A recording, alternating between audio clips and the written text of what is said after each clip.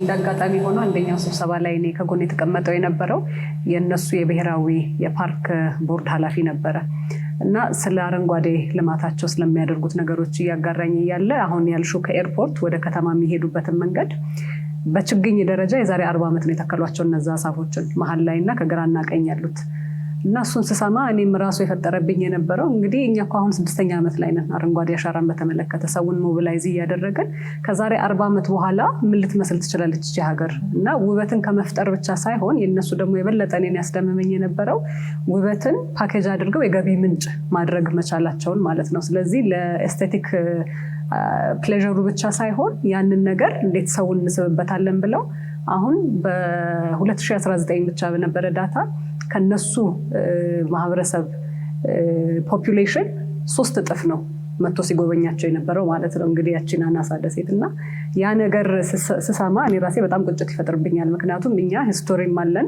እነሱም ራሳቸው የሚመሰክሩልን ሂስትሪ አለን፣ ካልቸር አለን፣ ናቹራል ኤንዳውመንት አሉን እና እነሱን ነገሮች እንዴት ነው የምንቀይረው የሚለውን ቁጭት በጣም ይፈጥራል። አቶ አህመድ አንተ ጋር የምትላቸው ነገሮች እንዳሉ ሆኖ ግን I also want to hear from you ከነሱ ኢኮኖሚያቸውን የገነቡበት መንገድ ምን ልንማር እንችላለን? ብልጽግናን ቀጣይነት ባለው መልኩ ለማረጋገጥና ለዛ የሚሆን ዘላቂነት ያለው የሀብት ፈጠራ የሄዱበት መንገድ በጣም ብዙ የምንማረው ነገር አለ። አንደኛ ቪዥነሪ ሊደር ነበራቸው። ለኢንቨስትመንት እና ለእድገት የሚመች ፖሊሲ አውጥተዋል። የረጅም ጊዜ ራዕይ ነበራቸው። ለኢንቨስትመንት ምቹ የሆኑ ፖሊሲዎች ነበሯቸው። ስለዚህ የአመራሩ ለዛ ኮሚትድ ሆኖ አንድ አመራር ለቀጣይ አመራር እያስረከበ የቀድሞ አመራር ደግሞ ለአዲሱ አመራር አማካሪ ሆኖ ጭምር እየሰራ ሲኒየር ሚኒስተር የሚባል ስያሜም አላቸው ለቀድሞ አመራር የሚሰጡትና ዘላቂነት ያለው ቅብብሎች ያለው አመራር መስጠት ችለዋል። ከፍተኛ የሆነ ሊደርሺፕ ኮሚትመንት ያለበት ልክ የኛ ሀገር አሁን በደንብ የተሰራበት ያለው ክቡር ጠቅላይ ሚኒስትራችን የጀመሩት ማለት ነው። ፖሊሲ ኮንሲስተንሲ ያላቸው እንደገና ሀብትን ፈጥረው ሀብትን ለማስተዳደር የሄዱበት መንገድ በጣም የምንማርበት ነገር አለ። ለምሳሌ አሁን የመንግስት የልማት ድርጅቶቻቸውን ቴማሴክ የሚባል ኢንቨስትመንት ሆልዲንግ ኩባንያ አቋቁመው ትርፋማ፣ ኮምፒቲቲቭ፣ በገበያ ህግ የሚመራ ሀገራቸው ውስጥ ብቻ አይደለም በዓለም ደረጃ ተወዳዳሪ የሆኑ ከፍተኛ አቅም ያላቸው የመንግስት የልማት ድርጅቶችን ፈጥረዋል። ሌላ ደግሞ የኢንቨስትመንት ዊንግን ፈጥረዋል። ሲንጋፖር ኢንቨስትመንት ኮርፖሬሽን የሚሉት ማለት ነው።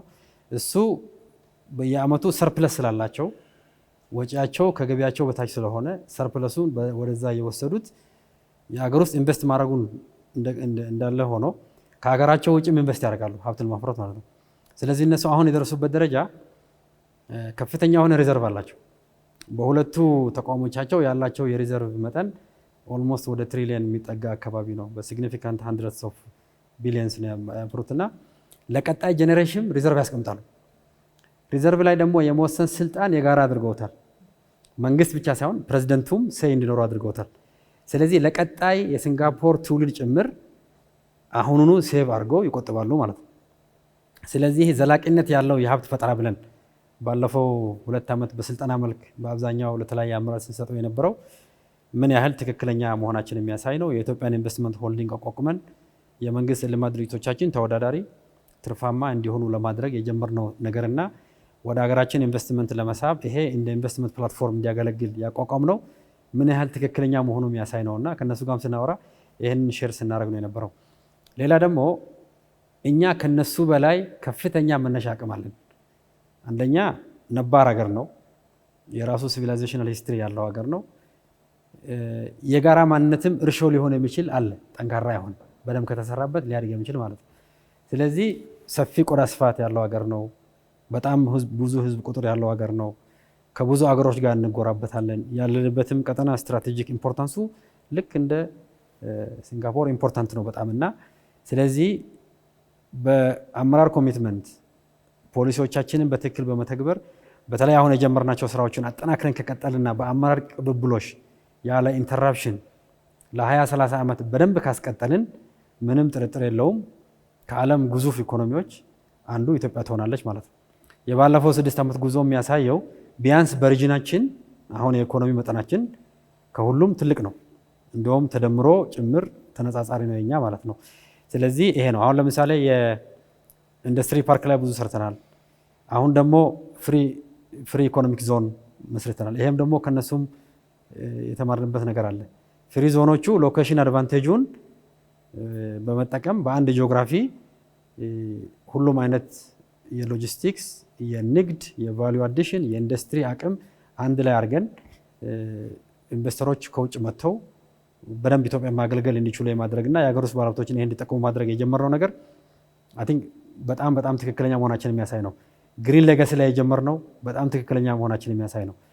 በአዲስ አበባ የጀመርነው በአንዳንድ ክልል ቦታዎች ላይ የጀመርነው የግሪን ሌጋሲ ብቻም ሳይሆን የቱሪዝም አሴት የመፍጠር ስራችን በጣም ትክክለኛ መሆኑ የሚያሳይ ነው።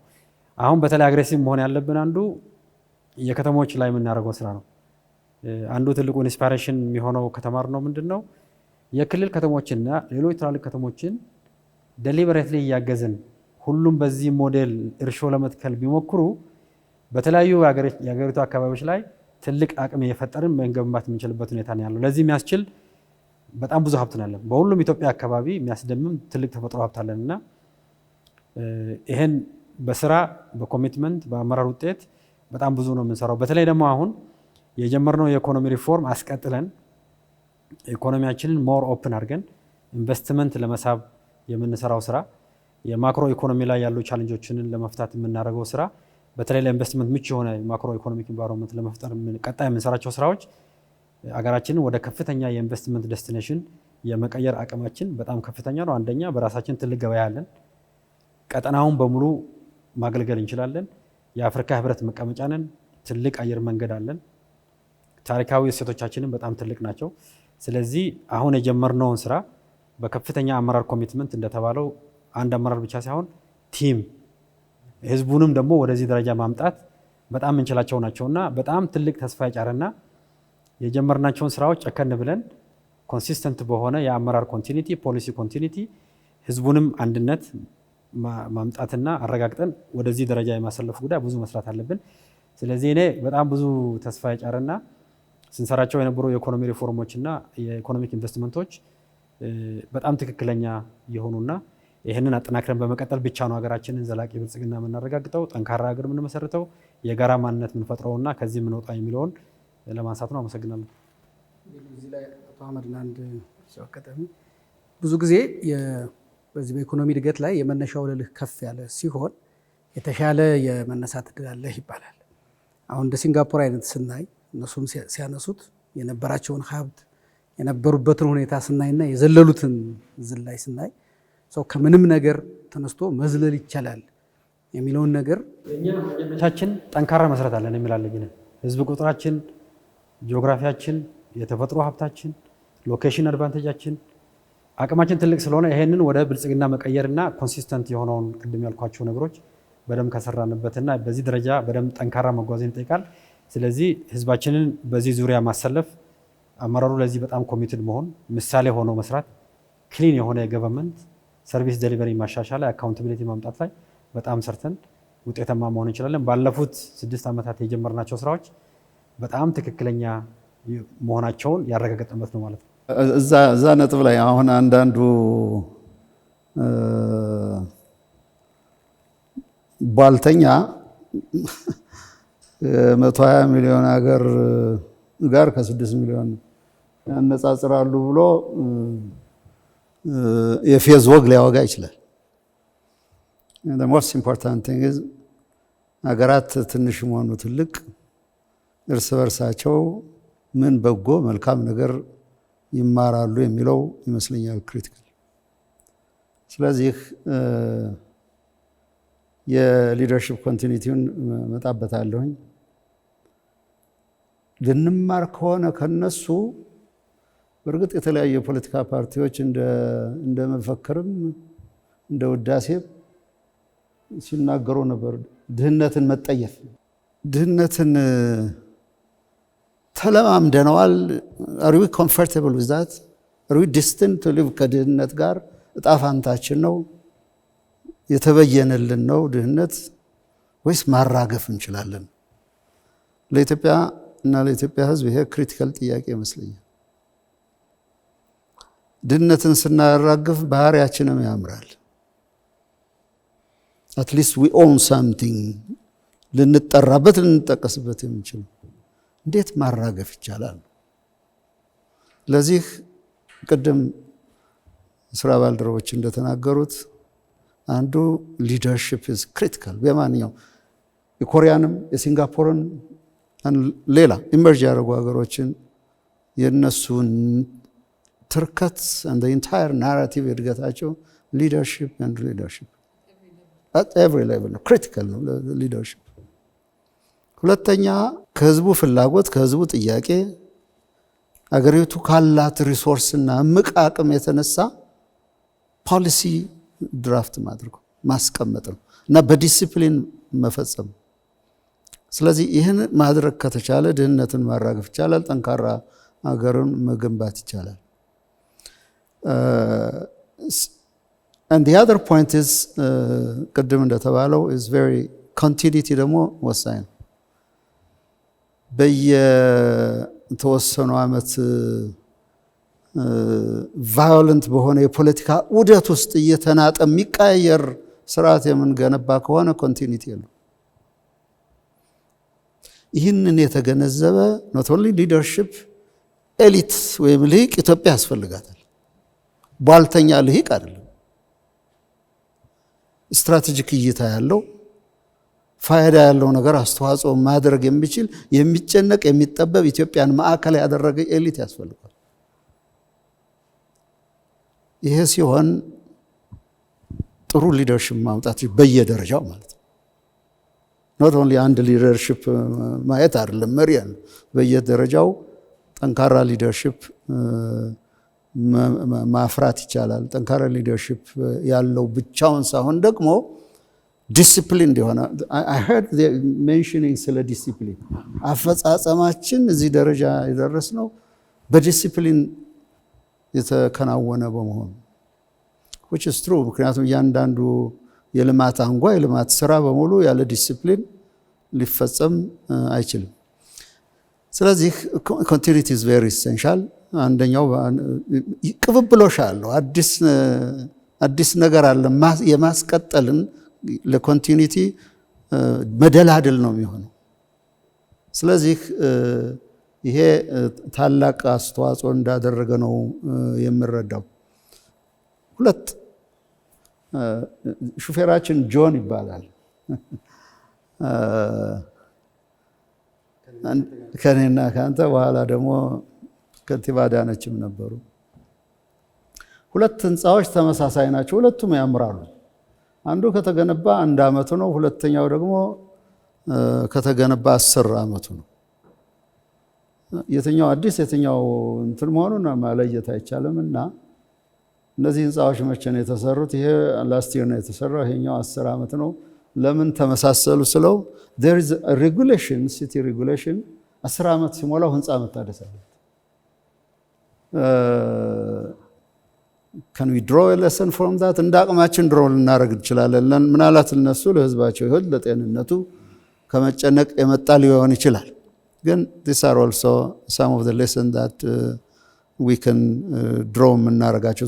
ዞሮ ግን ዋናው የመንግስት ፖሊሲ በጠንካራ ዲሲፕሊን ብሩህ በሆነ ሊደርሺፕ ኮሌክቲቭ ሊደርሺፕ የሚመራ ከሆነ መድረስ ይቻላል። ጥሪቱ አለን፣ ሀብቱ አለን፣ ፍላጎቱ አለን። ዋናው ሁሉም ኮሌክቲቭሊ የኢትዮጵያ በታሪክ አጋጣሚ የኢትዮጵያን ሊደርሺፕ የወሰዱ ወይም ደግሞ ሊደርሺፕን ለመውሰድ የሚመኙ ሁሉ ማዕከል ማድረግ ያለባቸው ሀገራቸውን ነው ኢትዮጵያ ነው።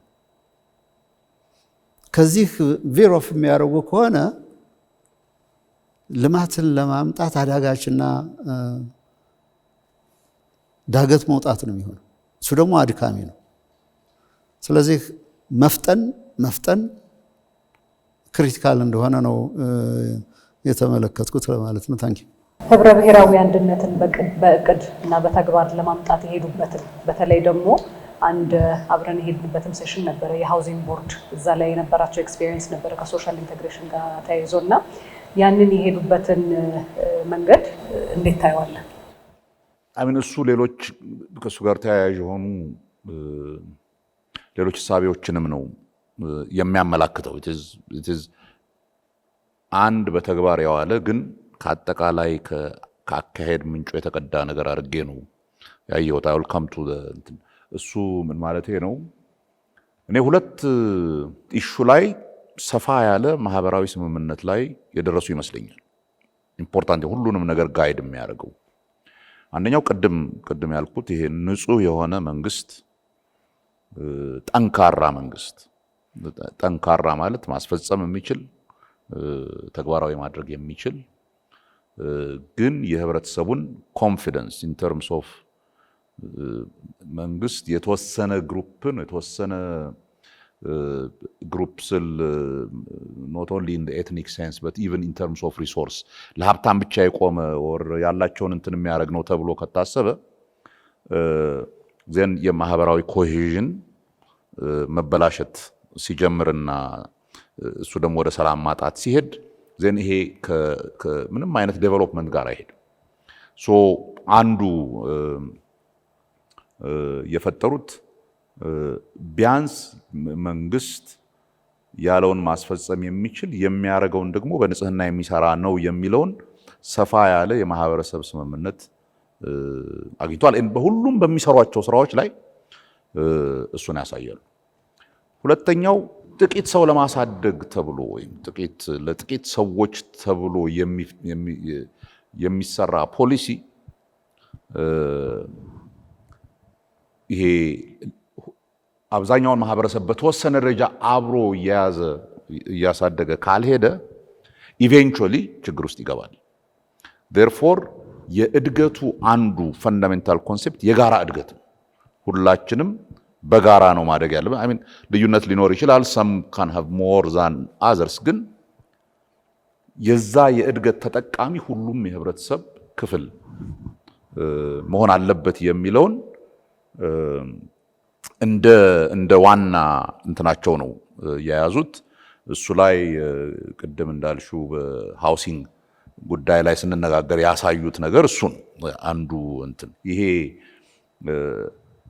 ሁለት ኦፕሽን ነበራቸው አይደለም። አይ ሚን ዝም ብሎ ገበያውና ባለሀብቱ ይሰራዋል ብሎ ዝም ብሎ ቢለቁት ኖሮ ዘን የተወሰኑ ባለሀብቶች ባለብዙ ህንፃና ባለብዙ መሬት የሚሆኑበት ኢንቫይሮንመንት ይፈጠራል። ያ ደግሞ always comes at the expense of ሌሎች ብዙ ሰዎች። እሱ always ሪዘንትመንት ነው የሚፈጥረው። የማህበራዊ ኮሄዥኑን ሲግኒፊካንትሊ ያናገዋል። እና በቤቶች ላይ ያደረጉት ይሄ የመሬትና የቤት ጉዳይ such a critical የሆነ ነገር መኖሪያ ቤት አይደለም። ዝም ብሎ ለባለ ሀብት የሚተው ወይም ሪል ስቴቶች ይሰሩታል ተብሎ የሚተው ነገር አይደለም። ይሄ ስቴቱ ሲግኒፊካንት ስቴቱ ማለት እንግዲህ ጠቅላላው ህብረተሰብ in a way that's what the state is supposed to represent አይደል? ስለሆነ ዝም ብለን ኢቭን በፕሪንሲፕል ደረጃ ለማርኬቱ ለገበያው እንቶ በቃ ራሱ እንደዛ የሚባል ነገር የለም። እድገት በጋራ ነው ካልሽ ዘን ኤሪያዎች አሉ ሁሉም ሰው በሰዎች መካከል ልዩነት ሊኖር ይችላል። ያ ግን ከእድል ማጣትና ኦፖርቹኒቲ ካለመኖር ጋር የተያያዘ ከሆነ ዘን አይሆንም እና ኦፖርቹኒቲ ሁሉም ሊያገኝ ይገባል በሚል ነው የሚንቀሳቀሱት። እሱ ከትምህርት ጋር ተያይዞ ከትምህርት ሚኒስትሩም ጋር ስናወራ አንዱ ኢንትረስት ያደረገኝ ፕራይቬት ትምህርት ቤቶች የሚባሉ ብዙ የሉ። አክቹሊ ብዙ ሰው አይሄድም ፕራይቬት ትምህርት ቤት። ፕራይቬት ብቻ አይደለም፣ ኢቭን ይሄ ኮሚኒቲ ትምህርት ቤቶች የምታያቸው አሉ። የውጭ ሀገር ሰዎች ልጆቻቸውን ያስተምሩባቸው ምናምን። እነኛ ትምህርት ቤቶች ሰዎቹ የሚልኩት ያኛው ስለሚከብዳቸው የሎካል ትምህርት ቤቶቹ they are so good ፐብሊክ ስኩሎቹ በጣም ጥሩ ከመሆናቸው የተነሳ ወደ ግል ትምህርት ቤት ምናምን ለመሄድ የሚፈልግም ሰው የለም። ቤተሰቦቹም አይፈልጉም። ትምህርቱ ሃይ ኳሊቲ ነው። ያ ለሁሉም እኩል መድረስ አለበት ብለው በመንግስት ደረጃ በሰፊው ዴሊቨር የሚያደርጉት አይከለክሉም። የፕራይቬት እንትን ግን የተሻለ ዴሊቨር በማድረጉ መንግስት በፐብሊክ ስኩሎቹ በኩል ሁሉም የዛ አገር ዜጋ እኩል እድል እንዲኖረው ሰጥተውታል ማለት ከታች ከልጅነታቸው ጀምረው የትምህርት እድል ሰጥቷል። ከዛ በኋላ ያለው ዲፍረንስ ኦፖርቹኒቲ በማግኘትና ባለማግኘት አይደለም። ናቹራል ካፓቢሊቲስ ምናምን እንትን አድርገው ሊሆን ይችላል። ሶ ይሄ ህብረተሰብ ተረጋግቶ በረጅሙ መኖር ካስፈለገው ጥቂት ሰዎችን ብቻ እያበለጸገ ጥቂት ሰዎችን ብቻ የተሻለ እያደረገ መሄድ አይችልም። ኢታስቱ ቢ ለሁሉም ጥሩ ኦፖርቹኒቲ መስጠት አለበት የሚለው ሁለተኛው አንከሩ ነው። እንዳየሁት የሚሰሩት ስራ በአመለካከት ደረጃ ደግሞ ሞስት ኢምፖርታንት እንትናቸው አይዲዮሎጂካል አይደሉም። የሚሰራ ነገር ፕራግማቲክ ናቸው። የሚሰራ ነገር ነው የሚፈልጉት። ሶ ከዛም ይወስዳሉ። አሁን ለምሳሌ ሃውሲንግ አሁን ዝም ብሎ የኒዮ ሊበራል አገር ነው እንዳቲ ኒዮ ሊበራሊዝም እና እንደዚህ አይነት የሃውሲንግ እንትን 80% መንግስት ሰርቶ ለ80% ህብረተሰብ መስጠት የሚችልበት እና ስራዬ ተብሎ ይሄ ምንም እሱን አሁን ዝም ብሎ በገበያ ቴሪ የምታገኘው አይደለም። አይ ሚን ሶሻሊስት ሊያሰኝሽ ይችላል እንደውም እሱን እንትን ለነሱ ግን ከዛ አንፃር አይደለም። ኢት ኢዝ ሲምፕሊ ፕራግማቲክ ፕራክቲካሊ የሚሰራው ይሄ ነው። ኦን ዲ አዘር ሃንድ ፕራይቬት ሴክተሩ ደግሞ የሚሰራቸው ግን ክሊን ሆኖ እንዲሰራ ፎርስ አድርገውት ለፕራይቬት ሴክተሩን በደንብ ኢንካሬጅ እያደረጉ የሚያሰሯቸው ስራዎች አሉ። ሶ የምናደርገው ነገር አይዲዮሎጂካሊ ድሪቭን መሆን የለበትም። አንድ አመለካከት አለኝና እሱን ይጭናለሁ ህብረተሰብ ላይ ሳይሆን እያንዳንዱን እያዩ የትኛው ይሰራል የትኛው አይሰራም የሚለውን ነገር እንትን እያደረጉ ነው የሚሄዱት። እሱ እኔ በጣም ኢምፖርታንት ይመስለኛል። ግን ሶሻል ኮሄዥን ምን ያህል ኢምፖርታንት መሆኑን ኢንክሉዲንግ በእነኚህ በተለያዩ ኤትኒክ እና ካልቸራል ኮሚዩኒቲስ መካከል የሪዘንትመንትና የመጥፎ እንትን ስሜት እንዳይኖር ፋሲኔት ካደረጉኝ ነገሮች አንዱ የሰሩት በቤቶች ላይ ነው። ይሪሜምበር አብረን ነበርን። ሶ እነኚህ ኮሚኒቲ ሊትራሊ መንደሮች ነው የሚሰሩት እና እነኛ መንደሮች በተቻለ መጠን የሁሉም እዛ ማህበረሰብ ውስጥ ያሉ ካልቸራል ኮሚዩኒቲስ እንዲኖሩበት ያደርጋሉ። በተቻለ መጠን as much as possible ባላንስ እያደረጉ ነው እንትኖቹን የሚሰሩት። ማንም ከማንም የበለጠ ዶሚኔት እንዳያደርግ ሁሉም እንዲኖር ነው እና ሶ ይሄ የመንግስትን ቤት ከተሰራና የከፈልክ ባለቤት ከሆንክ በኋላ ሶ ቢያንስህ ያ ቤት ይሄ ትንሽ ወደ ትልቅ ልሂድ ብትልና ለመሸጥ ወይም ለማከራየት ብትፈልግ ዝም ብለህ ለማንም መሸጥ አትችልም። ሶ ያ የሚወጣው ሰው ያንን የእንትኑን ባላንስ እንዳያበላሽ የሃውሲንግ ኦቶሪቲ ወስኖ ነው የዚህ አይነት ካልቸራል ኮሚኒቲ ሰው ነው አሁን መግባት ያለበት which is incredible የሆነ ሶሻል ኢንጂነሪንግ ነው that you're not it's extremely intentional ነው አሁን በደረሱበት ደረጃ እኔ I don't know ከመጀመሪያ ጀምሮ እንደዛ ነበሩ። በአንድ አካባቢ ላይ ኤትኒክ ኮምፖዚሽኑ ሚክስድ መሆን አለበት። ዴሊበሬት ፖሊሲ አላቸው። ዴሊበሬት አንድ ኔበርሁድ ለብቻ አንድ ቋንቋ ወይም አንድ እምነት አንድ ባህል ያላቸው ሰዎች ባይኖሩ ይመረጣል የሚል ፊሎሶፊ ይዘው ነው ኢንተግሬት እያደረጉ ያሉት ነው። እና በማህበረሰቡ እዚህ በእንደኚህ መንደሮች ላይ ይሄ አንዱ ከአንዱ ጋር በጋራ የካልቸራል እንትን እንዲኖራቸው ይሰራሉ። ኮንሽስሊ ፕሮግራሞች አሏቸው ሄደው እንትን የሚያደርጉት እና ኢንቴንሽናል አይ ቲንክ በተወሰነ ደረጃ ትንሽነታቸው ትንሽ ኢንተርምስ ኦፍ የአገር ሳይዝ እሱ በነገራችን ላይ ስለ ኤክስፒሪየንስ እናወራ ሁል ጊዜ በዛ ካቪያት ነው። ቅድም ታየ ያለው ምንድን ያልካቸው እነኚህ የሚቀልዱት ምናምን ቧልተኞች ቧልተኛ ምናምን ያልካቸው አይነት ሰዎች ትተህ ከነሱ የምታየው ምንድነው ኢንቴንሽናል አስበው ነው የሚያደርጉት።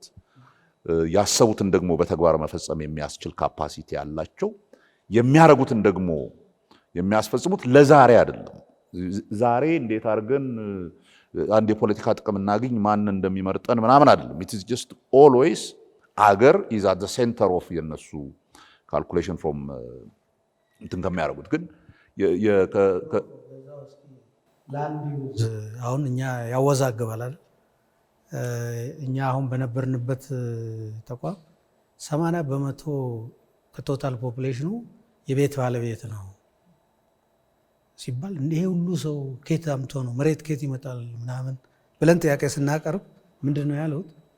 እንዴ አየሩም እኮ ይሄኛውሳ መቼ ጨረስ ነው? ከታችስ መቼ ጨረስ ነው? እሱ የማን ነው?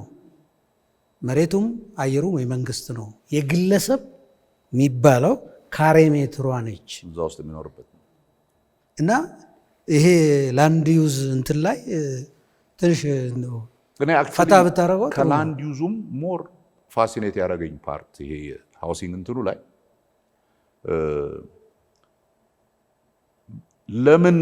ለምን አይከራዩም? ለምን የኪራይ አይሆንም? አይ ቲንክ about 10% ነው ኪራይ 80% ኦን ነው የሚያደርጉት እና ኢንከሬጅ የሚያደርገው መንግስትም ኦን እንዲያደርጉ ነው እና የቤት ባለቤት መሆን ማለት የሀገር ባለቤት መሆን ነው።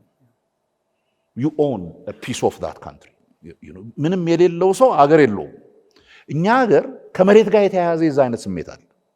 መሬት is everything that's why እንትን ስና እዚህ ግን መሬትን not in terms of የእርዝ እንትን ብቻ ሳይሆን አንድ ሰው የኔ የሚለው እንትን እና በተቻለን መጠን ሁሉም ሰው የራሴ የሚለው ቦታ እንትን መሬት እንዲኖሩ ያንን መሬት ዝም ብለህ ከፋፍለህ ልትሰጥ አትችልም አይደለም። that's why ወደ ላይ የሚሰሩት አይተሽ እንደሆነ አንዳንዶቹ አሁን አነስተኞቹ የቀሩትን እንትኖች ዩዥዋሊ ሙቭ ሲያረጓቸው ወደዛ ኮንቨርት የማድረግም መጀመሪያ በጣም ረጃጅሞቹ እነኝን ፎቆች ሰሩና ሲጨርሱ አውጥተው እዛ ያስገቧቸዋል። ሶ ሞር ሰው ይይዝላቸዋል ያንን ከዛ በኋላ ነው አፍርሰው አዲስ ቤት የሚሰሩት እና the whole logic እኔ ያየሁት የሲንጋፖር እንትን ሎጂክ ለዚህ ነው። ይሄ ከመጀመሪያ ሊ ኩዋን ዩ ካመጣው እንትን ጀምሮ ይሄ ንጹህ መንግስት፣ ጠንካራ መንግስት ግን ለአገር የሚሰራ መንግስት በቃ ፕራዮሪቲው ኢትስ ኖት አባውት እኛ ሀገር አሁን አንዱ ትልቁ ፖለቲካችን ውስጥ ችግሩ ፖለቲካ ስለ ራሳችን ይመስለናል። እኔ እንዴት አድርጌ እኔ እንዴት አግኝቼ ነው እንጂ that politics is about the collective እንደ ህብረተሰብ እንዴት ነው እነሱ ያንን አቺቭ ማድረግ ችለዋል። እኛ ብዙ ስራ ይቀረናል። ግን እሱን ያገኘን ቀን አይ ቲንክ ሌሎች ባልደረቦች እንዳሉት ካፓሲቲው አለን።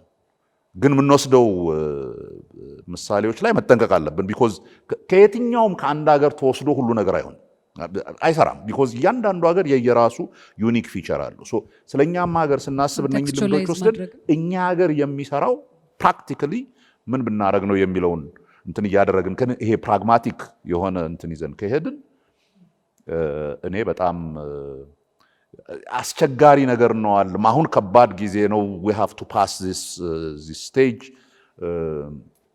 ያንን ካለፍን በኋላና if everybody start to come towards the same understanding ፖለቲካን እንደ የአንድ ሰው ወይም የአንድ ፓርቲ ወር ምናምን እንትን ሳይሆን አንድ common framework for all of us የምንንቀሳቀስበትን እንትን ይዘን ከሄድን and ኤማችንን እኔ ደግሞ በተለይ አሁን ለኛ በጣም የሚያስፈልገው ዓለም በሙሉ ችግር ውስጥ ባለችበት ጊዜ ሰርቫይቫላችን ሪኳየር ያደርጋል። እሱ እንደ አገር ሰርቫይቭ የምናደርገው እንደ አገር ማሰብ ከጀመርን እንደ አገር እልህ ሲይዘን እንደ አገር ቁጭት ይዞን እንዴት ነው የት ጋር ነው መድረስ የምንችለው እንዴት እንሄዳለን ብለን ማሰብ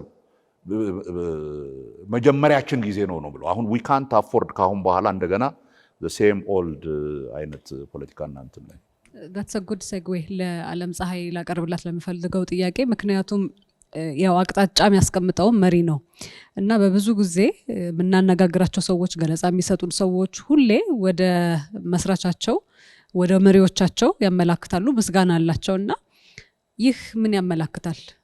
ሁሌ ሜንሽን ማድረጋቸው ማለት ነው። መከባበር ለአንድ ነገር መሰረት ነው።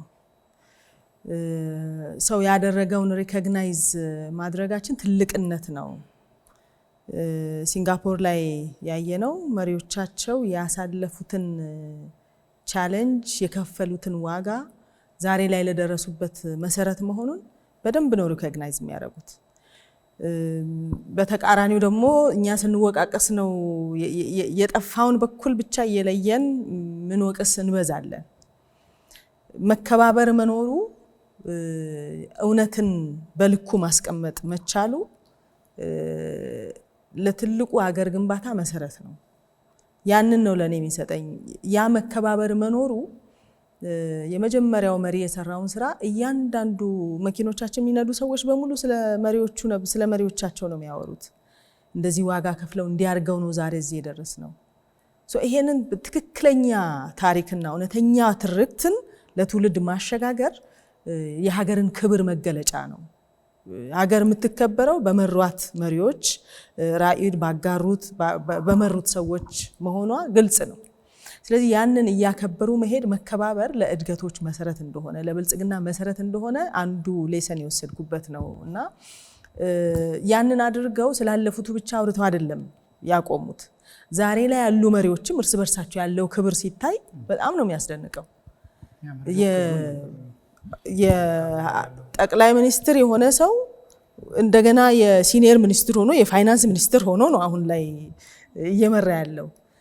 የበፊቶቹም በተመሳሳይ እስከ ህይወት ህልፈታቸው ድረስ አድቫይዘር እና ሲኒየር ሚኒስትር እየሆኑ ነው የሚያገለግሉት።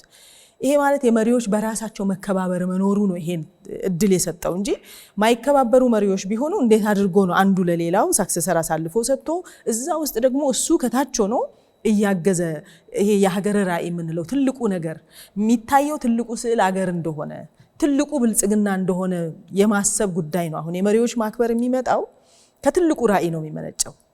ከፊት የሚታየው ሀገር ናት፣ የሀገር ዘላቂነት ነው እንጂ የግለሰቦች ጉዳይ አለመሆኑን ነው የሚያሳየው። ይሄን ያየ ትውልድ መከባበር አይከብደው። ዋናው እይታ ነው የሚመራው። ወደዚህ አይነት አስተሳሰብና ሪስፔክት ወደ መደራረግ የሚያመጣው እይታ ነው። ምናየው ምናችንን ነው? ራሳችንን ነው ወይስ ሀገራችንን ነው ነው መመለስ ያለበት ጥያቄ። ሀገራችንን ምናይ ከሆነ እንከባበራለን ቢኮዝ ምን ከፍለው ዋጋ ለሀገር ስለሆነ። ራሳችን ምናይ ስንሆን ደግሞ ኢጓችን ያሸንፈናል። ያኔ ወደ መወቃቀስና ወደ መወነጃጀል ጠልፎ ወደ መጣሉ ነው የምንሄደው።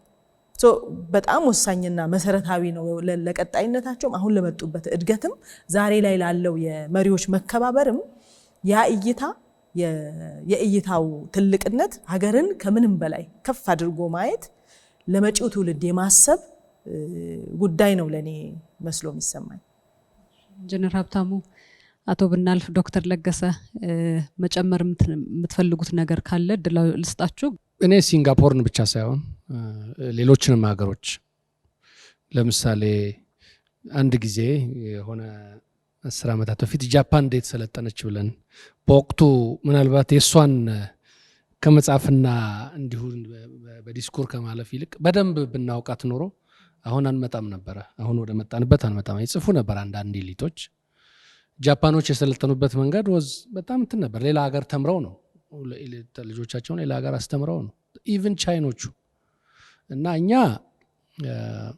ቅርብ ያሉ ዱባይን ዩኤኢ እንዴት እንደሰለጠኑ ሲንጋፖር እንዴት እንደሰለጠነች ሌሎቹንም ጭምር መማር አለብን። አሁን ስለ ሲንጋፖር አውርተን የሲንጋፖርን ሲስተም የሲንጋፖርን ነገር በሙሉ እዚህ ለማውራት ሳይሆን ሀገሮች በየትኛው ስፔሲፊክ ኤሪያ ላይ ምን ነገር አላቸው ብለን መማር ያስፈልጋል። መማር ብቻ ሳይሆን ማምጣት የሀገሮቻቸውን ኮርፖሬቶችን ማምጣት ያስፈልጋል። በጣም ሚንስ ያለው ትልቁ ሚንስ ያለው ለእኛ አሁን በአብዛኛው የስኪል ችግር አለብን። ኤጁኬሽን ሲስተማችን ዊክ ስለሆነ ትልልቅ መልቲ ናሽናልስን አምጥተን ስኪል ሌበር እንዲያመነጩ ኳሊቲ ሌበር እንዲያመነጩ ማድረግ ያስፈልጋል፣ መክፈት ያስፈልጋል። እና የእነሱም እንደዛ ነው። ሪሶርስ ስላልነበራቸው ዘ ኦፕን አፕ የታክስ ሌቨሬጅ እና የተለያዩ ነገር ነው የሰጧቸው። ልጆቻቸው ተማሩ። አሁን አንድ ሜንቴናንስ እና ሪፔር የሚሰራ አቪዬሽን አይተን ነበረ።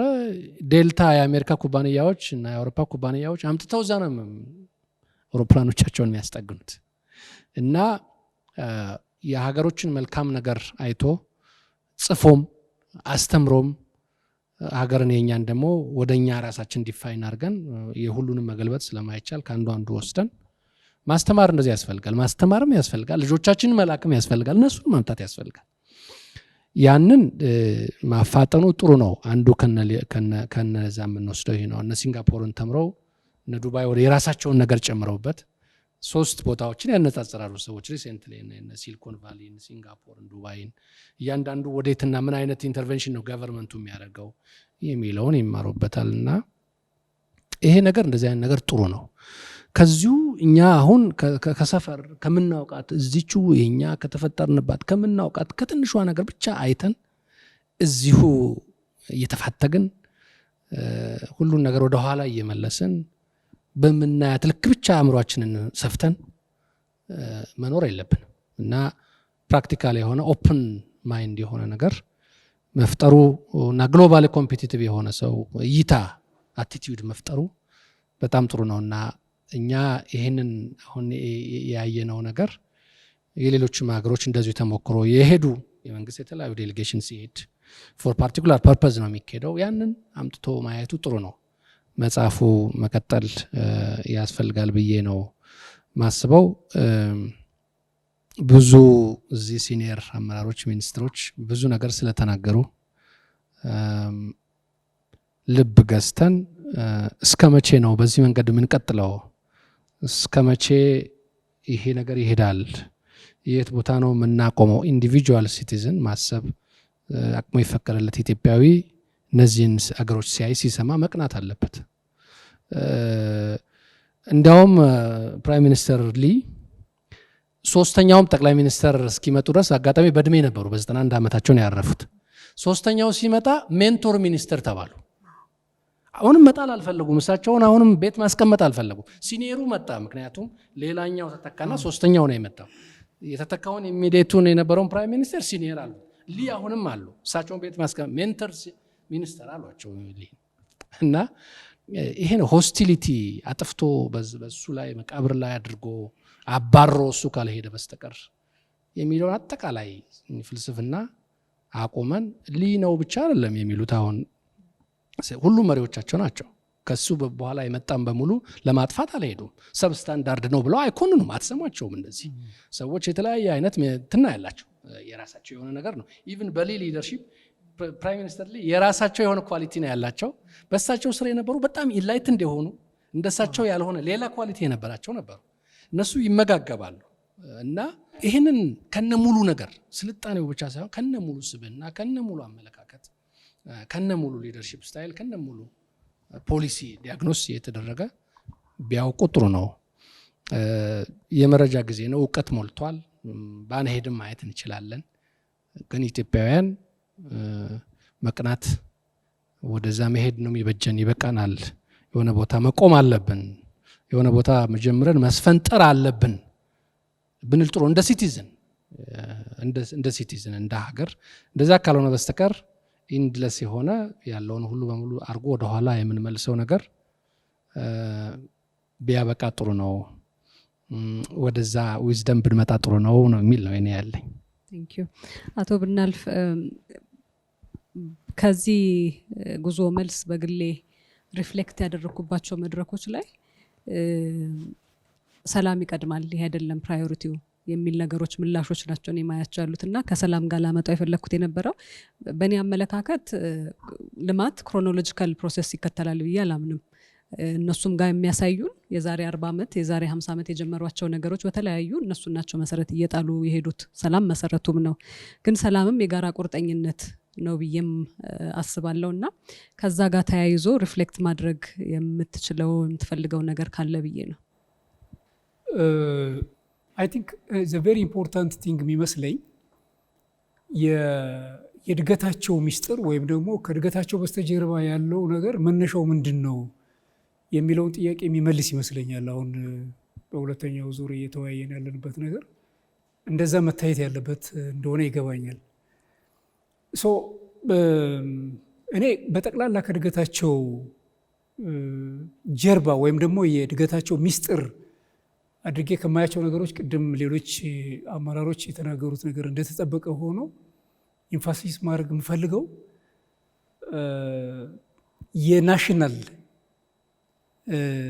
የዚህ የኔሽን ግንባታ ወይም ደግሞ የብሔረ መንግስት ወይም አገር ግንባታ የምንለው ባጭሩ ለብዙ ሰው ግልጽ እንዲሆን የአገር ግንባታ ስራቸው ነው። ለዚህ ሁሉ ለልማታቸው ለሰላማቸውም መሰረት የሆናቸው ከልማት አኳያ ከፊዚካል ዴቨሎፕመንቱ አኳያ በጣም ሙልጭ ያሉ ድሃ ነበሩ።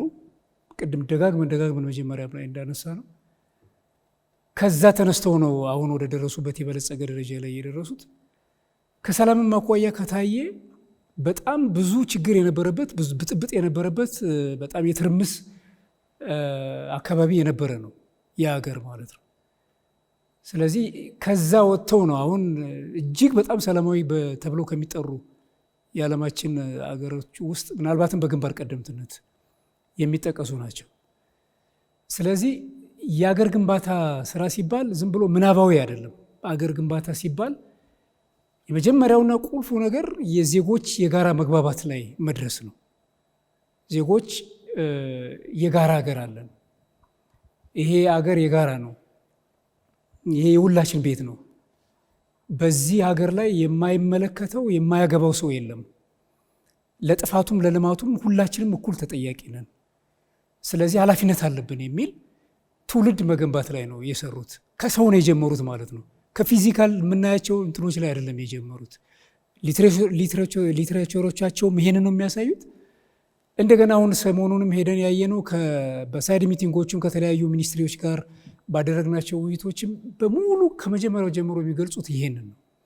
ስለዚህ የሰውን አስተሳሰብ፣ የሰውን አመለካከት፣ የሰውን አቲቲዩድ ከመቀየር ነው የጀመሩት። ይሄን በማድረግ ረገድ ሁሉም ሰው እኩል የሚታይበት፣ ሁሉም እኩል በአገሩ የሚሳተፍበት፣ ቅድም እንዳልኩት የእኔ ቤት ነው የጋራ ቤት ነው ብሎ የሚያስብ ዜጋ መፍጠር ላይ ነው ከፍተኛ ትኩረት አድርገው የሰሩት። ስለዚህ ለምሳሌ ልዩነቶችን ወይም ደግሞ ብዝሃነትን እንዴት እንዳስተናገዱት በጣም ቲፒካል ማሳያ ነው አንድ የነሱ ማለት ነው። ቅድም ሲገለጽ እንደነበረው የተለያየ ቋንቋ ተናጋሪዎች አሉ፣ የተለያየ ባህል ያላቸው አሉ፣ የተለያየ አኗኗር ዘይቤ ያላቸው አሉ፣ ከተለያየ ሀገር የመጡ አሉ። እነዚህ በነፃነት ሁሉም መብቶቻቸው ተከብረውላቸው የየራሳቸው አይዴንቲቲ፣ የየራሳቸው ባህል፣ ቋንቋ፣ ሁሉ ነገር ተጠብቆላቸው ግን ደግሞ አንድ የጋራ ሀገር የምንገነባ ብለው ያንን ዳይቨርሲቲ አኮሚዴት ያደረጉበት ነገር ለእኛ ሀገር በጣም ትልቅ ሌሰን ሆኖ መወሰድ ያለበት ይመስለኛል። ሁለተኛ ትረስት፣ በስቴት ሶሳይቲ ሪሌሽንሽፕ ውስጥ ያለውን መተማመን የገነቡበት መንገድ ነው በጣም በጣም ትልቅ ሌሰን ሆኖ መወሰድ ያለበት የሚመስለኝ እና መንግስትና ዜጎች ይተማመናሉ። በዜጎችና በመንግስት መካከል ያለው በስቴቱ ማለት ነው የገቨርንመንቱ ብቻ ሳይሆን አጠቃላይ ስቴቱና ሶሳይቲው ያለው ሪሌሽንሽፕ ሁሉም በሀገሩ ላይ የማይደራደር፣ ሁሉም በሀገሩ ጥቅም ላይ የጋራ አመለካከት ያለው፣ ለሀገሩ ጥቅም ሁሉም የሚጠበቅበትን ዋጋ መክፈል ዝግጁ የሆነ እንዲሆን በማድረግና በመተማመን ላይ የተመሰረተ አገር መፍጠር ችለዋል ብዬ ነው ያየሁት። በዚህ ውስጥ ይሄ የአመለካከት ግንባታ ስራቸው፣ የጋራ መግባባት ስራቸው በጣም ከሚያስገርመው ነገር አንዱ ቅድም ጠቆም ተደርጎ ነበረ፣ የኮራፕሽን ያጠፉበት መንገድ። አሁን ሲንጋፖር ኦልሞስት ኮራፕሽን ኒር ቱ ዚሮ ወደሚባልበት ደረጃ ላይ የሚገለጽ ሀገር ነው። ይሄ ዝም ብሎ የሚመጣ ነገር አይደለም፣ በስራ የሚመጣ ነገር ነው እና ለሀገራቸው ያላቸው ፍቅር ሁሉም የሀገሩ አርበኛ ሆኖ የሚሰሩት የጋራ ጥረታቸው እጅግ በጣም የእድገታቸው ሁሉ መሰረትና የዛ ሚስጥር ከዚህ የሚመነጭ ነው ብዬ ነው የማስበው። ስለዚህ በአጠቃላይ እኔ ሰው ላይ መስራት ቅድሚያ መስጠት አለብን ብዬ ነው የማምነው። ሰው ላይ ከተሰራ ብዙ ነገር ይቀየራል። እንደተባለው አሁን አንዳንዴ ዛሬ አሁን ሲንጋፖርን ስናይ ወይም ደግሞ ኮሪያንም አይተናል፣ ደቡብ ኮሪያንም አይተናል። ደቡብ ኮሪያን ባይዘው እንደዛው ነው፣ ተመሳሳይ ነው። ሰው ላይ ነው ኢንቨስት ያደረጉት፣ ሰው ላይ ነው የሰሩት፣ የሰውን አቲቲዩድ መቀየር ላይ ነው የሰሩት። ስለዚህ እዚህ ላይ የምናደርገው ኢንቨስትመንት በትምህርት ስርዓታችን ይሁን በሌሎች የሰው ግንባታ ስራዎቻችን ላይ ትኩረት አድርገን ከሰራን ዛሬ እነሱ የደረሱበት ደረጃ ላይ የማይደረስበት ምንም ነገር አለ ብዬ አላስብም እና ሆፕፉሊ ኢትዮጵያ አሁን በጀመረችው መንገድ የናሬሽን ግንባታው የብዝሃነትን የምናስተናግድበትና ብሔራዊ መግባባት የምንፈጥርባቸው ምክክሮች የዚህ የጦርነትና የመገዳደል ነገር ልክ አሁን ሲንጋፖሮች ያደረጉት ብለን ያየ ነው የሰሩትን ስራ ከሆም አፌርሳቸውና ከኮሚኒኬሽን ሚኒስትሮቻቸው ጋር የነበረን ውይይት ላይ በጣም ሲያነሱልን የነበረው ይሄንን ነው። ከዛ ተነስተው እንዴት አድርገው ወደ ድርድር፣ ወደ ውይይት፣ ወደ ምክክር መጥተው የጋራ መግባባት ከፈጠሩ በኋላ ሁሉም ለሀገሩ ልማት ለሀገሩ እድገት እስከ መስዋዕትነት ድረስ የከፈሉትን ነገር ነው ያየነውና ይሄን ትምህርት ነው በትልቁ መውሰድ አለብን ብዬ የማስበው። ይሄን ካደረግን ኢትዮጵያ ምናልባትም ከብዙዎቹ ትምህርት እያገኘን ስንሄድ ባጠረ ጊዜ ወደምንፈልገው ነገር ለመሄድ እድሉ አለን። አሁን መነሳሳቱም አለ፣ ፍላጎቱም አለ፣ ራእዩም አለ፣ የሊደርሺፕ ቪዥኑ አለ።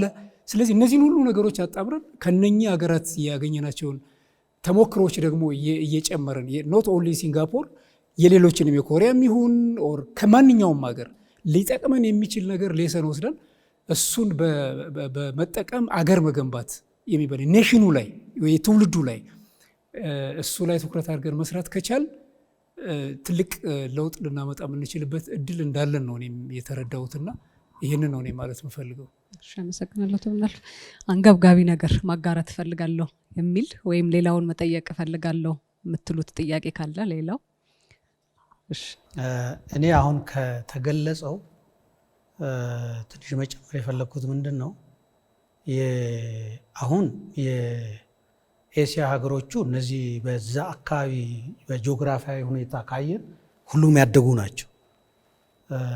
ሁሉም ያደጉበት መንገድ ደግሞ በኢኮኖሚ ውስጥ የመንግስት ሚና ወሳኝ መሆኑ ነው። ቁጠባ ነው፣ ሰብአዊ ሀብት ልማት አለ፣ እንደገና ጂኦግራፊያዊ ጠቀሜታቸው አለ። ዋናው ነገር ግን አሁን ከሲንጋፖር አሁን በደንብ የምንማረው ምንድን ነው የትኩረቱ ነው። ለየትኛው የእድገት ዘርፍ ትኩረት ብንሰጥ ነው በአንድ ጊዜ ለውጥ የምናመጣው የሚለው በጣም ይለያቸዋል ከሌላው። ለምሳሌ ራሳቸውን አዩና እነሱ ሲያስቀምጡ ቅድም አምባሳደር ታዬ ሲለው የነበረው we are locked in the አሉና ስለዚህ ይሄን እንደ ድል ምንድን ነው ማድረግ ያለብን ብሎ የእይታቸው እኛ በባህር ላይ በትራንስፖርትና ሎጂስቲክ ሀብ የዓለም እኮ ቁልፉ ሀገር ሆነን ካፒታል መገንባት እንችላለን ብሎ ወሰዱ። ስለዚህ አሁን በዓለም ላይ በጀልባም ሆነ በመርከብ ሆነ በሎጂስቲክ ሀብ በጣም የመጠቀ ደረጃ ላይ የደረሱ ናቸው። ሁለተኛ ባይኖረንም የሰውን አእምሮ ከገነባን በኋላ የሌላውን ሀገር ሀብት አምጥተን እዚህ ማደግ እንችላለን የሚል አስተሳሰብ ነው አንዱ የገነቡት። ከዚህ አኳያ ያው አሁን ሲንጋፖር አሁን ነዳጅ የላትም፣ ግን ዋነኛ የተጣራ ነዳጅ ላኪ ሀገር ነች፣ ከሌሎች ድፍድፍ አምጥታ ማለት ነው። ውሃ አለን፣ ጨው ነው፣ ግን ይሄን ፊልተር አድርገን ደን ካለማን ከየትኛውም ሀገር የዱር አራዊት አምጥተን እዚህ እኮ የቱሪዝም ማድረግ እንችላለን። ስለዚህ የሜንታልና የትኩረት ለኢኮኖሚው መሰረት ትኩረቱ በምን እናድጋለን የሚለውን ኮምፓራቲቭ አድቫንቴጅ የሚባለውን የለዩበት መንገድ ለእኛም ተገቢ ትኩረት ይሆናል። ሁለተኛ አልቆሙም። ግጭት፣ ሁከት፣ ብጥብጥ ውስጥ ሆኖ ለምሳሌ ቅድም ሲባል እንደነበረው ቺፍ ጋርደነር የሚባለው በአንድ እጁ ችግኞችንም እየተከለ ውሃ እያጠጣ በሌላ መልኩ ደግሞ የሰላም የዳያሎግ እንደዚህ ነበር ሲሰራ ነበር። ቅድሚያ ለዚህ ይሰጥ የሚባል ነገር አይደለም፣ ኮምፕሬንሲቭ የሆነ ነገር ነው እድገት የሚያመጣው ብሎ ነው የሄዱት እና ይሄ በጣም ትልቅ ነው። እኛ አሁን ለምሳሌ በእኛም ሀገር ምንድን ነው አሁን ስንዴ ትኩረት እናደርጋ፣ ሩዝ፣ አረንጓዴ አሻራ ምናምን ሰላም ሳይኖር ይባላል፣ የሆነ ነገር ሳይመጣ ይባላል፣ የሆነ ነገር ሳይመጣ አሁን በእርግጥም ለካ ትክክል ነው ኢትዮጵያ እያደረገ ያለው። ያን ጊዜ ችግኙን ምናምኑ እንትን ሲያደርግ ግጭት ነበር። ለምሳሌ በማሌዎቹና በቻይና መካከል ግጭት ነበር፣ በሆኑ እንትኖች መካከል ግጭት ነበር። ይሄ ሰውዬ ምንድነው ለምንድነው እዚህ ላይ የማተኩረው ተብሎ ይተች ነበር። ይሄንንም እየፈታን ይሄን ደግሞ ካላለማን ሰው ከድህነትና ኋላቀርነት ካልወጣ መጋጨቱ አይቀርም፣ ሁለቱ ኮምፕሬሄንሲቭሊ መሄድ አለበት የሚለውን ስለያዙ ነው። ሌላ ኢምፖርታንት ነገር ከነሱ መማር ያለብን የህግ የበላይነት። ህግ ሰው ሁሉ ለህግ ተፈጥሮም ለህግ ሰውም ለህግ የእጽዋቱም አራዊቱም ለህግ ተገዢ መሆን አለበት ብሎ አሁን ማን ያምናል? ለምሳሌ እዛ ናይል ሳፋሪ ላይ እንዴት ነው ሚዳቆዎቹ እዚህ ሆነው ጅብና አንበሳ እንዲሆኑ እንዴ አይበሉም እንዴ ስልንል ነበር። ህግን እንስሳንም ተፈጥሮንም ህግ አውቆ እንዲኖር የቀረጹበት መንገድ በጣም ለኛ ሀገር ጥሩ ትምህርት የሚወሰድበት ነው። ለህግ ተገዢ መሆናቸው ማለት ፀሐይ ቅድም ስታነሳ የነበረ ከጥቂቱ ከማስቲካ እንኳን ተነስቶ ለዛ ተገዢ መሆናቸው። አምባሳደር ታዬ ጥያቄ ነበረው? ሪፍሌክሽን ጥያቄ አይደለም፣ አንድ ኦብዘርቬሽን ነው። ወደ ራሳችን ስናመጣው አንፎርቹኔትሊ እንደኛ አይነት በእድገት ላይ ያሉ ሀገሮች ፖለቲክስ ኢዝ ኤሊት ፖለቲክስ። እንግዲህ ኤሊቱ በተዋሃደው መጠን በሀሳብ ደረጃ በተለያየው ሰፈሬታ ወደ ማህበረሰቡ ይወርዳል። ይህንን ውህድ ለማድረግ ሰፊ ፕሮሰስና ሂደት የሚያስፈልገው ይመስለኛል። አሁን አንዳንድ አካባቢዎች እኛ አካባቢ አሁን የሚታመሰው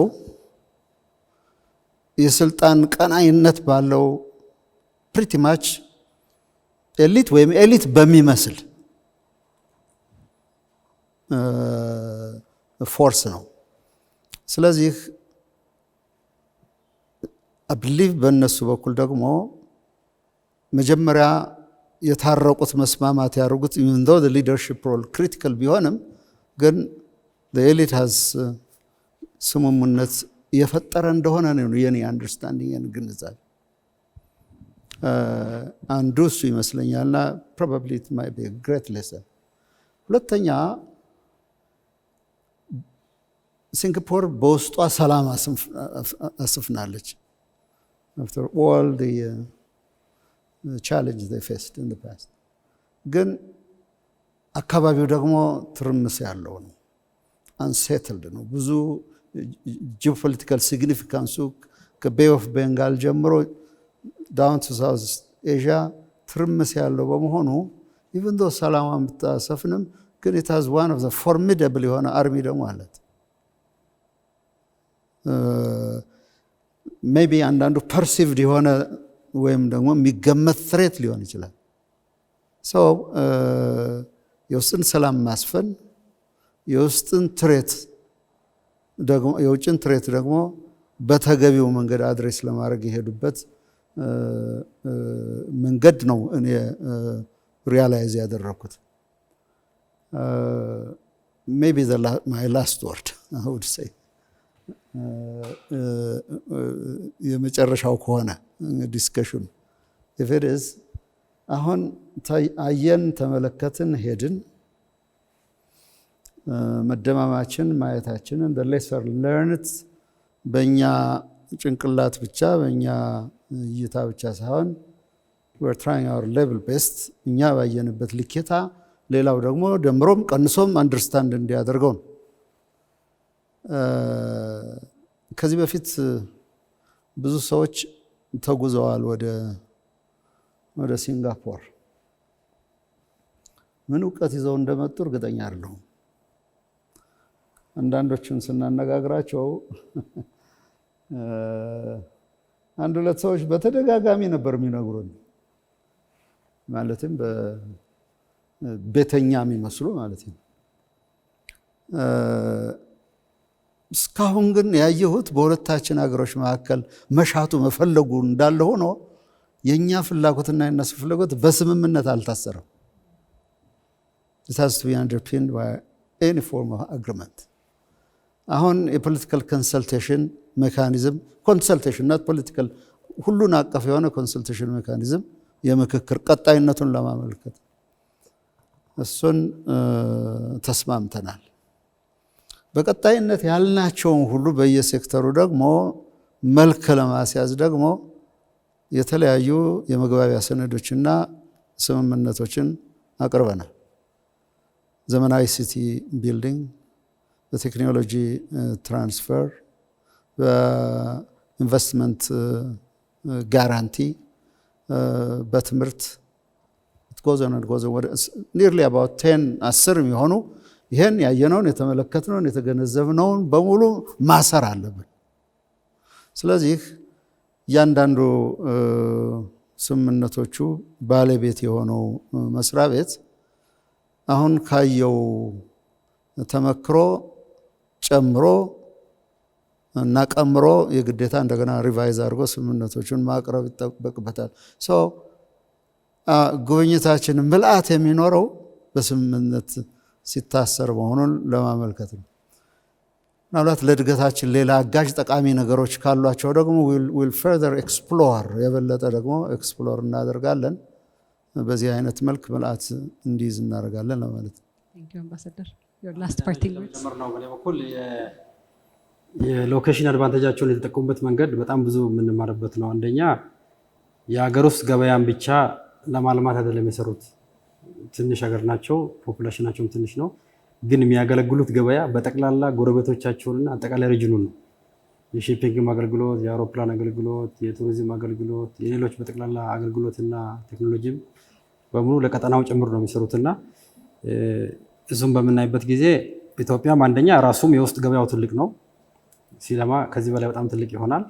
ፕላስ ደግሞ የቀጠናችን ሚድል ኢስትም ያለንበት የሆርን ኦፍ አፍሪካ በሪጂናል ኢኮኖሚክ ኢንቴግሬሽን ለማስተሳሰር የጀመርናቸው ስራዎች ምን ያህል ትክክለኛ እንደሆኑና የእኛንም አድቫንቴጅ ትልቅ መሆኑን ከነሱ በላይ ደብል አድቫንቴጅ ያለን መሆኑን የሚያሳይ ነው። ኢኮኖሚክ ጂኦግራፊያችንን በሪጂናል ኢኮኖሚክ ኢንቴግሬሽን አስተሳስረን ሚድል ኢስትን፣ አፍሪካን፣ ኤዥያን የተማከለ ቦታ ላይ ስላለን በጣም የመልማት ፖቴንሻሉ መጠቀም የምንችልበት ኢኮኖሚክ ጂኦግራፊ ያለን መሆኑን በደንብ የታዘብንበት ነው ለማለት ነው። አመሰግናለሁ። ቴንክ ዩ አቶ አህመድ። እንግዲህ ወደ ማጠቃለያችን እየሄድን ስለሆነ በአንድ ሀሳብ ነው ይሄንንም ዳንኤል ሳምራይዝ እንድታደርግልን ነው የምፈልገው። ግን እኔ አንድ ሁሌ የሚገርመኝ ነገር አምባሳደር ታዬም ቅድም አንስቶት ነበረ፣ ስለ ታሪካችን ስለኛ ብዙ ሰው ይነግረናል።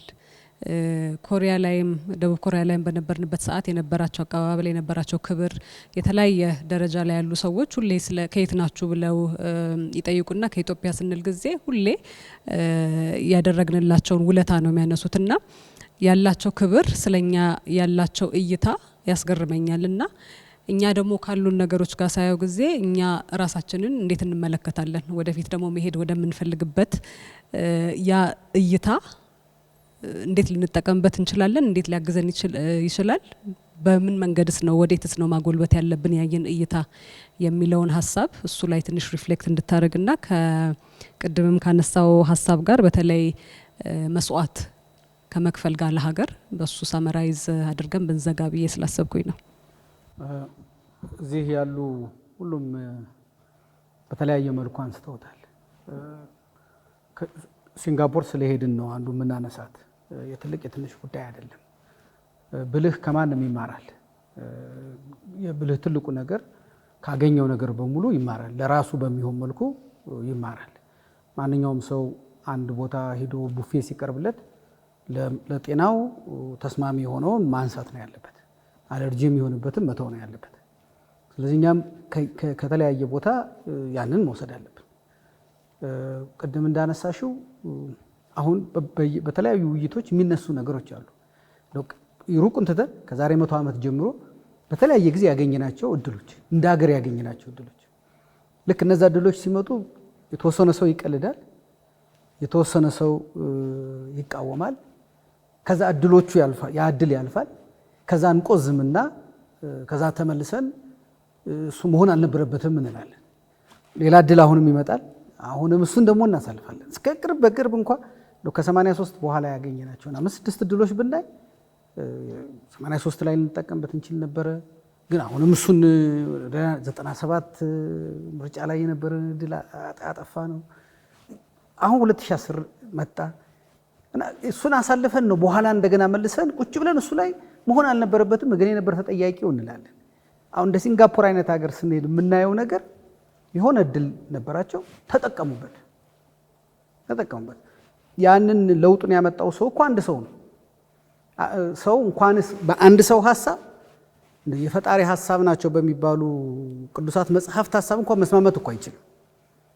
በቃ መስማማት ግዴታ መሆን ስላለበት ነው። በቃ መስማማት ያለብን ለማደግና ለመለወጥ የግድ በሆነ ነገር ዙሪያ ከበን ከዛ መውጣት ስላለብን ነው መሄድ ያለብን። እያንዳንዷን እየተነተን በዚህ እና በዚህ ልንል አንችልም። አሁን ያለንበት ነገር እሱን አይፈቅድም። በቃ ከዚህ መውጣት መቻል አለብን። የተዝናኖት ጊዜ ላይ አይደለንም ያለብን።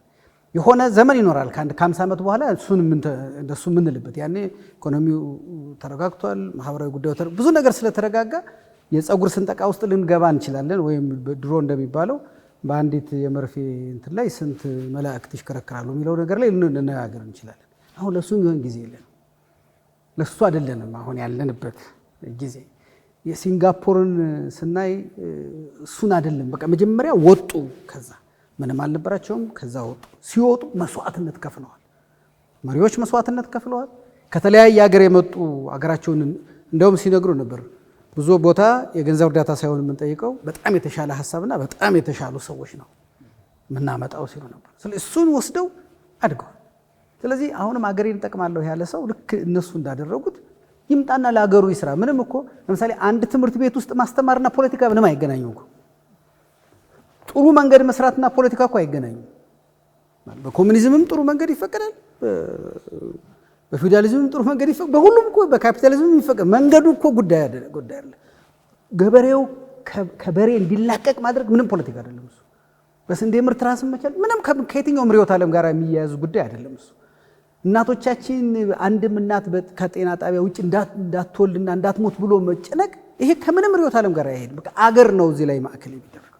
እነሱም አገር ማዕከል አድርገው አገር እንዴት ነው የሚጠቀመው፣ ህዝባችን እንዴት ነው ይዘን የምንወጣው ብለው የተጨነቁ ሰዎች ናቸው። አሁን የምናደንቃቸውን ሀገሮች የመጣው እና መማር አለብን፣ ግዴታ ነው። የዛሬ 100 ዓመት የነበሩ ሰዎች አውሮፓ ሄደው ከአውሮፓ እንማር ብለው ብዙዎቹ ከአውሮፓ ለመማር ሞክረው ነበር። የሆኑ ሰዎች ቀልደው አሳልፈውታል። ቅድም እንደተባለው ከሆነ ጊዜ በኋላ ከጃፓን እንማር ብለው የተነሱ ሰዎች ነበሩ። እሱንም የተቀበላቸው ሰው አልነበረም። አሁን ከሲንጋፖርና ከኮሪያ እንማር እያልን ነው። ይህንንም ቀልዶ ማሳለፍ ይቻላል። ግን አሁን እንደ ድሮ አይደለም። እንደዛ አይነት ጊዜ ስለሌለ ቁምጭጭ ብለን ለፍተን የግድ አንድ ለመሆን ያለብን የግድ ስለሆነ ነው። በቃ አሁን መለየት አፎርድ አናደርግም። እሱን በምንም መልኩ አንችልም እሱን ማድረግ። ስለዚህ ህመሙን ችለን አንድ ነገር ከሌላ ነገር ጋር ሲኖር ያማል። ስለዚህ እሱን ህመም ችለን አገራችን የማሻገር ግዴታ እንዳለብን ነው ከነሱ ያየ ነው። በጣም አንዳንዶች እኮ እንደው የግለሰብ መብት የመንካት የሚመስሉ ነገሮች አሉ። አሁን ብዙ ቦታ አይታችሁ ከሆነ የቆሻሻ መጣያ ቅርጫቶች የሉም። ለምንድን ነው?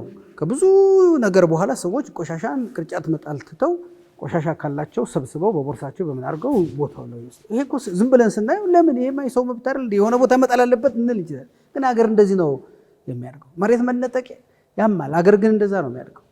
ደሞዝን ቀንሶ አገርን ማገልገል ያማል።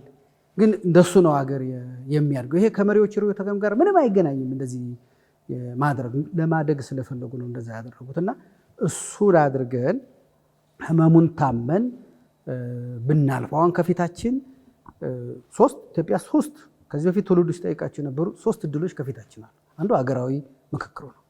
ብዙ ጊዜ የምክክር ጥያቄ ይነሳ ነበር። ሁለተኛ የተሃድሶው ነው። ከዚህ ብዙ ታጣቂ በተለያየ አጋጣሚ ያለበት ሀገር ነው። ይህንን በተሃድሶ ኮሚሽን በኩል እንፍታው ማለት ከትከሻችን ብቻ ሳይሆን ከአእምሯችንም መሳሪያ እናውርድ እያለን በቃ ሀሳቦቻችን ራሱ ትጥቅ ይፍቱ። የኛ ትከሻዎች ብቻ አይደለም እየታጠቁ ያሉት፣ ሀሳቦቻችን ትጥቅ ናቸው አላቸው፣ ጠመንጃ አላቸው። ጠላት ወዳጅ ብሎ በወታደራዊ መንገድ ነው ሰው ሁሉ እያሰበ ያለው። ያኛውን ሰው ጋር ሲነጋገር እየተወያየ ሳይሆን በቃ በዝረራ ማህበራዊ ሚዲያዎቻችን ማየት እንችላለን እኮ በቃ ልክ ልኩን ነገረው ነው የሚባለው እንጂ ሀሳብ አቀረበ አይደለም። ይሄ አእምሯችን ትጥቅ ስላልፈታ እሱን በዲዲአር ወይም በዚህ በተሃድሶ በኩል እንጨርስ። አይ ብዙ በደል ነበረ እዚህ ሀገር የምንለውን ደግሞ በሽግግር ፍትህ በኩል እንዝጋ። እነዚህ 3ቱ ያለፉ ችግሮቻችን መዝጊያ ነው። በዚህ ካልዘጋን እድሜ ልካችን በዛው ላይ ጭቃ እንደገባ ጎማ ስንሽከረከር መኖራችን፣ ያ ደግሞ ከጭቃው አይወጣም ጎማው ያልቃል እንጂ። እሱ እንዳንሆን 3 እድሎች ከፊታችን አሉ። እሱን ተጠቅመን ቶሎ ቅድም አምባሳደር ታዬ እንዳለው ከመተኮሻ ወደ ማረሻ መለስና እድገታችንን አስቀጥለን ልማታችንን አምጥተን ትርፍ ጊዜ ያኔ ሲኖረን ስለ ብዙ ፀጉር ስንጥቃቶች የምናወራበት እድል ይኖረናል እና ከተለያየ ቦታ የሚሄዱም ብዙ ዳያስፖራዎች አሉ። ብዙ ሰዎች ለንግድም ለተለያዩ ነገር ይሄዳሉ። እዛ ደርሰው ሲመጡ ተናደው ተቆጭተው መጥተው ቢያንስ መስሪያ ቤታቸውን፣ ቢያንስ መንደራቸውን፣ ቢያንስ አካባቢያቸውን፣ ቢያንስ የሚሰሩበትን ቢሮ በመቀየር ቢጀምሩት አገር ትቀየራለች። ጥሩ ልብስና ጥሩ ጫማ ብቻ አይደለም ከውጭ ሀገር መምጣት ያለበት። ጥሩ ሀሳቦች የምናያቸውን በሙሉ አምጥተን መተግበር መቻል አለብን። እነሱ እኮ ዛፍ ዛሬ የበቀሉት ከሴኔጋል እኮ ነው ያመጡት ችግኝ። የዛሬ 40 ዓመት ከሴኔጋል አምጥተው የተከሏቸው ዛፎች ናቸው ዛሬ። ስለዚህ ይመጣል። እንደዚህ ነው መምጣት ያለበት። ስንሄድ እንዲህ አይነት ነገሮችን አምጥተንም አገር ላይ አንድ ሀገር ነው ያለው። ብዙ ጎረቤት ሀገር አለን፣ ግን አንድ የትውልድ ሀገር ነው ያለን እና እሱ ላይ ምንም እንትን ውስጥ ሳንገባ በመስዋዕትነት አገር እንደሚሰራ በ60 ዓመት ውስጥ ነው ያየነው። 60 ዓመት ባልሞላ ጊዜ ውስጥ ያን የመሰለ ሀገር መስራት እንደሚቻል እና አንዳንዴ ትንሽ ማፈር አለብን። የ3000 ዘመን ብለን ከሲንጋፖር ጎን ስንቆም ለራሳችን ትንሽ ሀፍረት ሊሰማን፣ ትንሽ ልንዳንደድ፣ ትንሽ ከኩራታችን አንገታችን ሰበር ልናደርግ ይገባል። በዚህ ጊዜ ውስጥ የምንሰራንበት 1000 ዓመት መኖር ነው ወይ ቁም ነገሩ?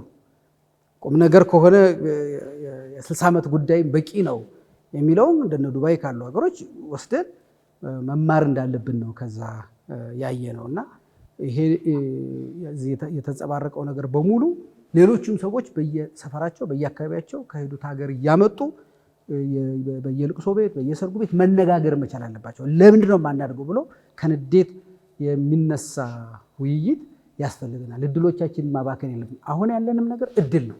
እሱንም ማባከንን በኋላ ቁዘማ ውስጥ እንዳንገባ ነው የኔ ሀሳብ። አመሰግናለሁ ዳንኤል። ሁላችሁንም በጣም አመሰግናችኋለሁ። ጊዜያችሁን ስለሰጣችሁን ማጋራት ደግነት ነው እንደኔ እይታ። ስለዚህ ጊዜያችሁን፣ ሀሳባችሁን ከዛም አይተን የመጣ ነው አለ፣ ግን የበለጠም ደግሞ እዚሁ ከእናንተም ኤክስፒሪየንስ እና ሪፍሌክሽን የራሴ በጣም ብዙ ተምሬበታለሁ። አመሰግናችኋለሁ ለቆይታችን። እንግዲህ ዋናው መልእክት ከዚህ ለሀገር እንትጋ፣ በተሰማራንበት ባለንበት የሚል ነው። ለትውልድ እንስከን። አመሰግናለሁ።